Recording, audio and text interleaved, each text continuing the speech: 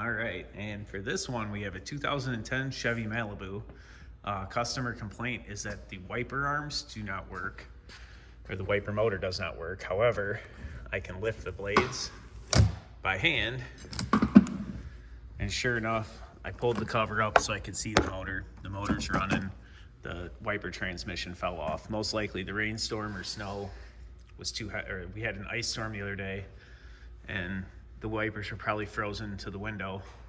Turned it on and it broke the transmission for the wiper motor.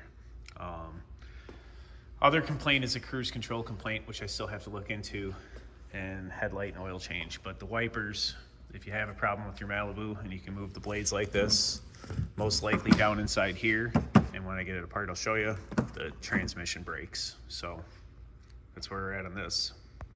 All right, to fix the broken wipers, what you have to do is there's a plastic cap that covers these bolts. Pop it off with a small screwdriver and then go ahead and get your socket on there.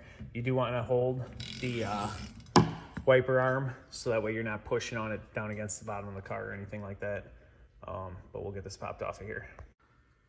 Okay, so once you get your caps and your nuts taken off, what I like to do is I lift the arm up away from the windshield on these because it stands there by itself, and it gives you good leverage to kind of rock it back and forth, and it'll just pop right off for you. Just that easy. Okay, now with the hood open, you have these little retainers and these pins. There's a pin here, and then the retainer clips. There's 3 of them, and then another pin on that side. So with that off and the wipers off, we get this completely removed. We do have to watch this hose so we don't break it. It's for the washer fluid sprayer. Okay, so once you get these little rubber pieces off the side, sometimes they fight you. This one was kind of stubborn. Take your cowl off, get your tube disconnected from the bottom, and let's see what our damage is here. Looking at that, can't tell if it just fell off or if it broke. Oh no, there's broken plastic there. There's a chunk of plastic that broke off of it right there. So we are gonna have to replace the transmission. The little retaining clip on the end has got some broken tabs, so that's why it fell off. Sometimes you can just pop them back on, but I'm pretty sure we're gonna just replace it. So we have a 10 millimeter, 10 millimeter, 10 millimeter, and we'll be able to pull the entire transmission out of there to get to it. All right, so here's the end that actually came off. As you can see right here with my screwdriver, this little plastic finger is broken off. So those are the little clips that were supposed to retain it into the little ball socket here on the motor, and it failed. So we're gonna go ahead and get this replaced. All right, so took the old motor off of the old one, put it onto the new one. These are the fingers I was talking about. You can see them really clear here. They're all individual little tabs, and that's what was broken off of this one. Harder to see because it's dirty, but that's the little plastic pieces that were broke. This does have new grease in it, so clean the old grease off the ball, pop it on, and it'll be done, and we'll install it. Okay, and so with that, the 3 bolts that hold the regulator in, don't forget to plug it in. I went ahead and I put the plastic all the way back on, got these rubber seals clipped into the fenders like they're supposed to. Now, before you put the wipers on, you have to start the motor and make sure it's parked.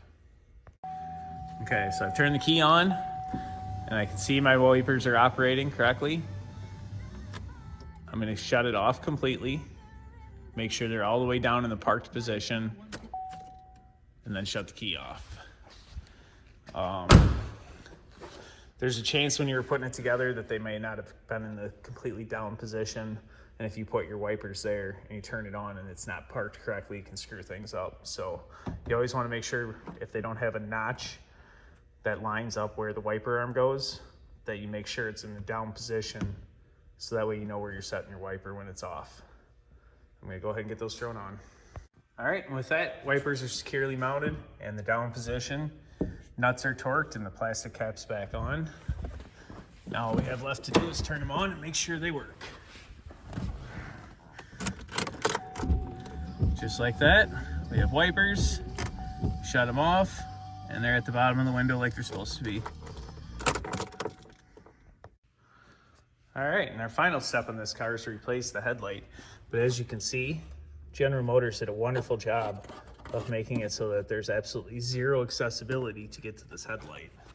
And in fact, just starting here, I pulled this corner of the bumper, and as you, it's hard to see from here, but basically the headlight is up against the back of the frame to the point where the only way to get the bulb out is to remove the headlight.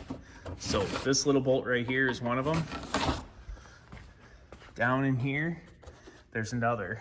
Basically got to take half of the bumper cover completely off to replace the headlight bulb.